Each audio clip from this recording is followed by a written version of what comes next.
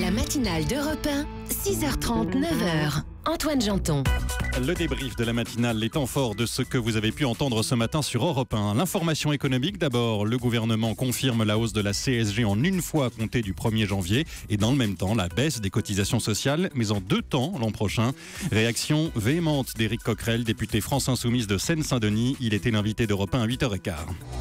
Ça confirme que ce bidouillage est une arnaque à tous les étages, parce qu'on va prendre d'abord aux Français, avant soi-disant de leur rendre du pouvoir d'achat. Deuxièmement, c'est dans un contexte, on l'oublie, où la fiscalité va être profondément réformée avec quasiment la fin de l'ISF. Ça va continuer à avantager les revenus des plus riches du capital, alors que la CSG est un impôt fixe qui touche tout le monde.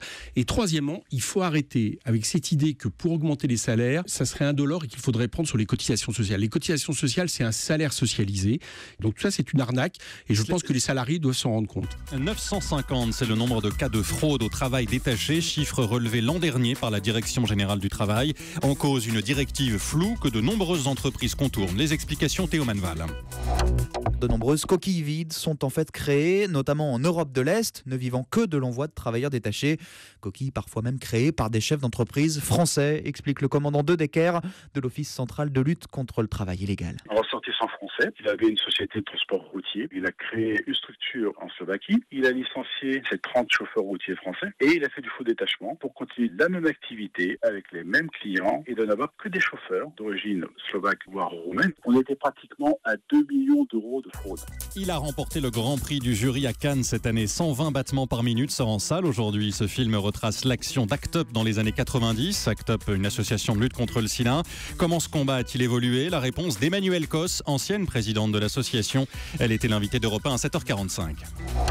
On a souvent l'impression qu'Act Up, c'était une sorte d'un cri très long, très sourd et très fort, mais on mourrait. Il faut simplement se rendre compte ce que c'était que chaque semaine venir en réunion et commencer par l'annonce des personnes qui étaient décédées. C'était ça la lutte contre le sida dans les années 90.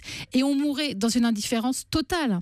Donc évidemment qu'il y avait cette colère, il y a toujours des colères. Ça reste un combat très difficile. Les médias sont moins ouverts à la discussion là-dessus. Les dangers du sida font moins peur, donc aussi il y a peut-être une priorité qui est différente, mais il n'empêche qu'il y a encore beaucoup de personnes qui ne savent pas qu'elles sont contaminées et qui ignorent leur statut sérologique. La forte hausse du nombre de touristes à Paris depuis le début de l'année, rassurer, redonner confiance. Voilà ce qui a été l'urgence après les attentats. C'est ce que nous expliquait Frédéric Valtou en charge du tourisme à la région Île-de-France au micro de Pauline Jacot.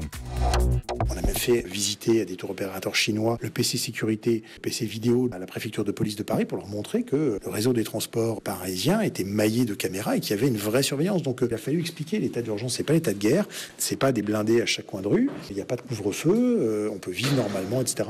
On a redonné confiance dans ce qu'était la destination, la sécurité de la destination. Le débrief de la matinale sur Europe 1 préparé par Alexandre Lepoutre et Aurélia Bi ce matin.